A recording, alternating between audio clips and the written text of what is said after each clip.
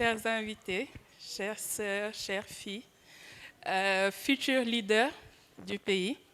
Bonjour mesdames et bon 8 mars à tout le monde. Et bonjour à nos chers supports, nos braves hommes aussi qui sont là avec nous. Alors, pour ouvrir, et comme ça ne sera pas long, j'ai envie de vous parler de Rose Fatima Dieng. Vous devez certainement la connaître sous le nom de Rose Dieng Kounst, qui est la première africaine, je ne dis pas sénégalaise, à intégrer la prestigieuse école polytechnique de France. Alors, elle a plein de distinctions, plein d'écoles, et même une au Sénégal porte son nom. Donc c'était vraiment une grande dame, une brave dame, et je voudrais qu'on s'en inspire toutes et tous. Alors après Rose Dieng, qui était de la promotion 1975, qui est peut-être un peu loin de vous, chère petite sœur, il y a Rakissa Dawan, ici présente, la directrice des systèmes d'information, ma directrice, qui est aussi issue de cette prestigieuse école. Donc quand je vous dis... Alors, des dames comme ça, on en compte du bout des doigts. Donc, je vous laisserai aller voir parce que vous avez la chance aujourd'hui de pouvoir aller faire des recherches sur cette prestigieuse école. Et vraiment, vous vous direz, on a passé une sacrée après-midi avec de grandes dames. Donc, avec elle, on a notre directrice des systèmes, je suis attachée au système d'information, notre directrice générale adjointe. Donc la dame qui vient juste après le directeur général de Sonatel. Et figurez-vous, chères dames, chères petites dames, Sonatel, c'est à peu près 2000 employés. Donc la dame qui vient juste après le directeur général vient aussi de l'école polytechnique, qui est une école qui forme de grands ingénieurs et des scientifiques. Parce qu'aujourd'hui, ce qu'on veut, c'est partager avec vous les opportunités de la science. Il faut que jeunesse se fasse, certes. Vous me direz, ouais, il faut qu'on fasse notre temps. Hein? Mais ce qui est important, c'est que les opportunités qu'offrent les filières scientifiques aujourd'hui ne restent plus à prouver. Donc quand on est scientifique, on a l'opportunité de faire à la fois ce que les autres profils peuvent faire et avoir son background scientifique.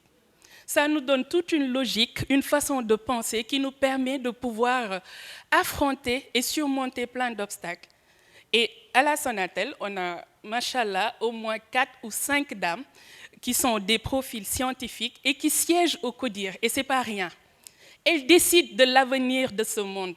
Parce qu'être à Orange, être à Sonatel, c'est être dans une des plus grandes entreprises, sinon la plus grande de l'Afrique. Donc quand on a des dames autour de cette grande table du CODIR qui décident, qui ont des capacités de discernement, qui sont des mères, des épouses, on peut vraiment en être fiers. Je vous demande de nous applaudir.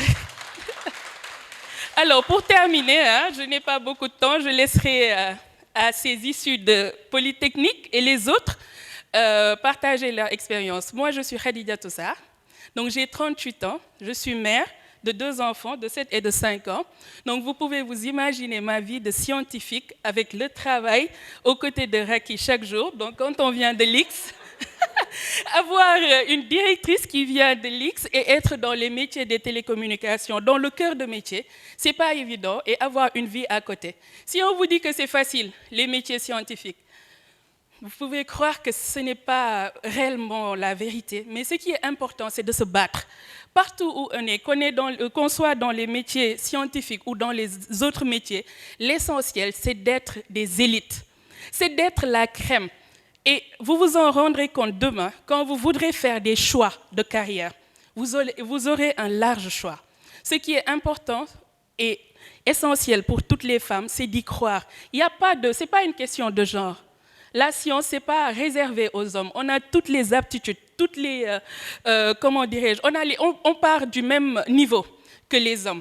Vous avez la chance aujourd'hui d'avoir les nouvelles technologies qui sont à votre portée. Des panels comme ceux-là. Moi, quand j'étais en 2004 en classe de terminale, je n'avais pas la chance de côtoyer des gens qui étaient des scientifiques, des dames, qui pouvaient m'inspirer et être des rôles modèles. Donc vous devez en être fiers.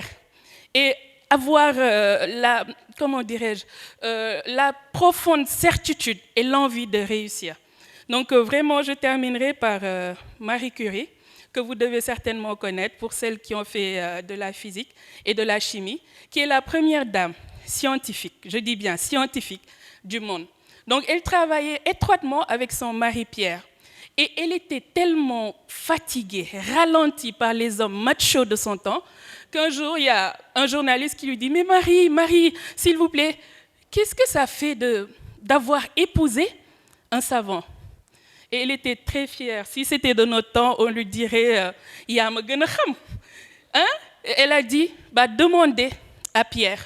Elle n'a pas eu de complexe à se dire oui, Elle savait qu'elle travaillait autant que Pierre pour découvrir la radioactivité. Et c'est de ça que le Sénégal a besoin.